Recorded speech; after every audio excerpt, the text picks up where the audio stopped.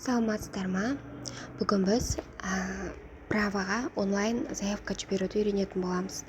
Менің жағдайымда бұл менде права болған, бірақ та оның срогы уже 10 жыл өткеннен кейін оны жаңарту үшін қайта заявка жіберетін боламыз. Жалпы праваларыңыздың сроктары өтіп тұрса, сіздерге Каспийден госуслуги бөлімінен смс келіп тұрады. Ол смсті қарау үшін сообщениеге кіресіздер. Каспий бірінші Каспий приложениеге кіресіз, потом астында сообщение деп тұрады. Соған кіреміз. Осы жерде госуслуги госуслугидан келіп тұрған сообщениені таңдаймыз. Бізге жазып тұр, Фариза, подайте заявку на замену водительских прав онлайн на Каспий.кз. Срок действия ваших водительских прав истекает 24 мая 2024 года деп. Яғни 2024 жылдың 24 майында сіздің праваңыздың срогы өтеді деп тұр. Подать заявку дегенді басамыз. Осы жерде қазір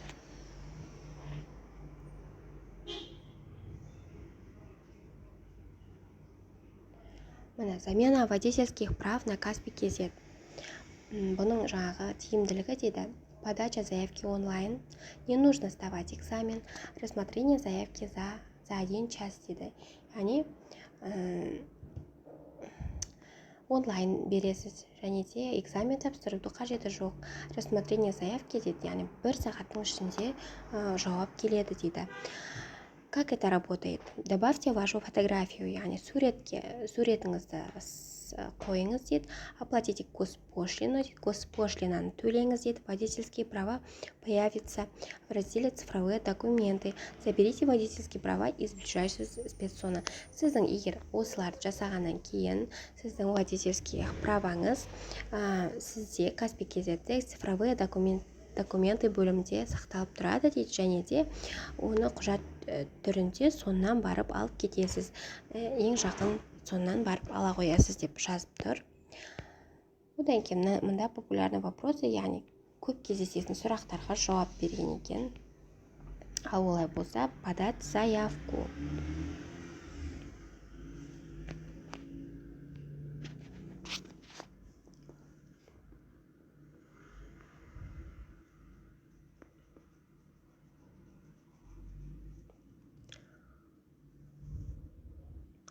Проверяем наличие штраф, яғни штрафтың бар жоғын тексеріп жатыр дейді. Енді менде болмаған ондай.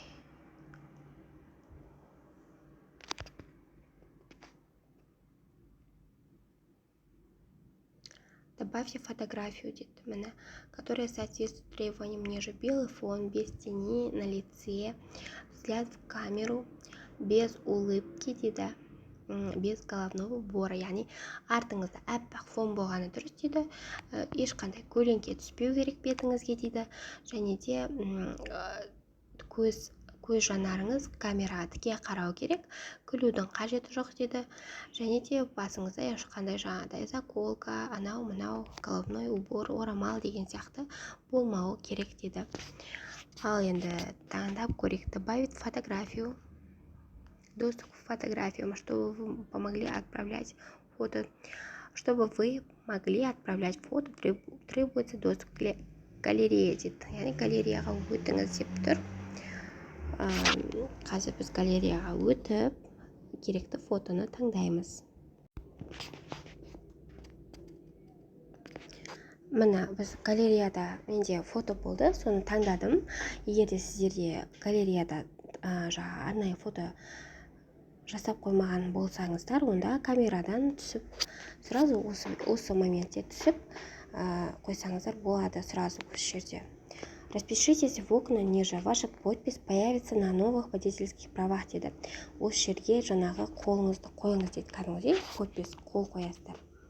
Менің қолым мынандай. Нәтижесі не болып кетті?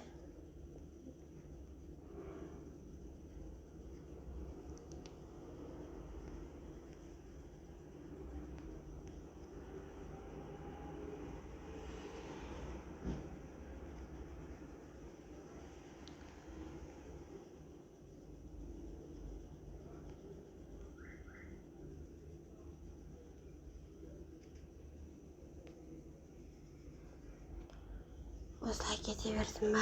Жоқ.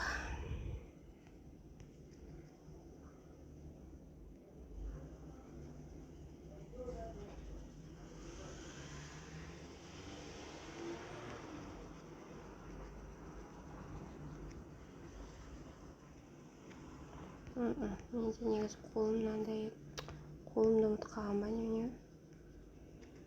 Осылай бола берсінші. Осы кішкене ұқсайды, иә. Паспорттағы қолыма енді осы кішкене ұқсайтын сияқты. Енді осылай подпистеріңіз қоясыздар ғой, әркімнің өзінің подписі болады, иә, қол қою. Соны қоясыздар, потом продолжить деп басамыз. Пример документа дейді, міне осындай болады дейді. Не деген әдемі фото қойыппын. Продолжить дейміз. Қандай оңай, иә?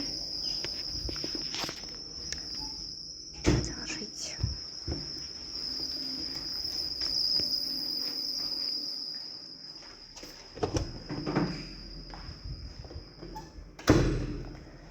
Так, бұл жерде пример документа мына. Егер құжатыңыз өтсе, мына осындай құжат дайын болады дейді. Добавить другую фотографию дейді. Или басқа фотоны қойсаңыз да болады дейді. Изменить подпись. Или подписіңізді қайтадан осы жерде өзгерте аласыз дейді. Бізге ешқандай өзгеріссіз, маған ұнап тұр. Осы фотода қолған қойым да жаман емес. Жақсы екен. Олай болса, продолжить. Где вы хотите забрать новые водительские права дейді. Сіз қай жерден алып кетесіз дейді. Город или область дейді. Мен область Жамбылскайдан алып кетемін. Жамбылская областың спецзон. Шуский дейді.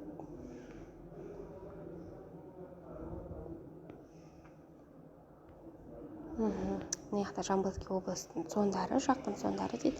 Мен Таласский районды таңдайын. Выбрать. Все, таңдадық. Қай жерден алып кетесіз деп сұрап тұр. Сізге қайсысы удобно дейді. Өздеріңізге удобно, жақынырақ жерді таңдайсыздар. Немесе сіз қай жердесіз, данный момент сол жерді таңдайсыз. Продолжить. Чтобы алып кетуіңізге оңай болу үшін ғой, өзіңіз үшін. Продолжить. Следуйте инструкциям. Держите камеру на уровне глаз, убедитесь, что лицо освещено равномерно.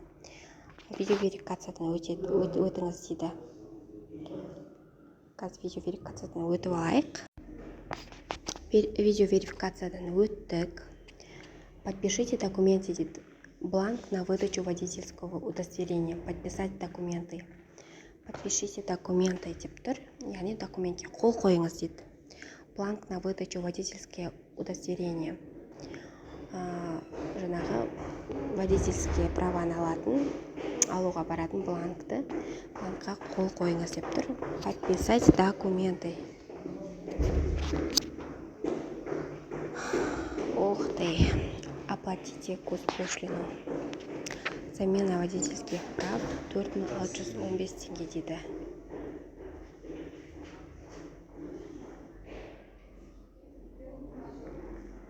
Рахмет, Асан.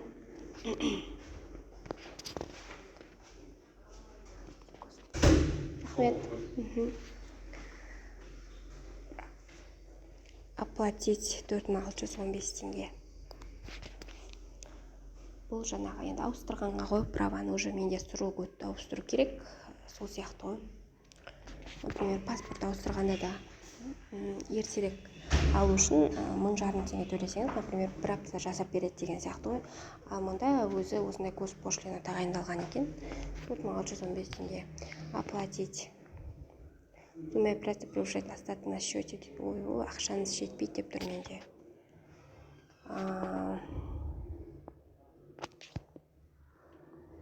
Егер ақшаларыңыз жетсе, мен жаңағы тексеріп көрмеппін ақшамды, шыны керек.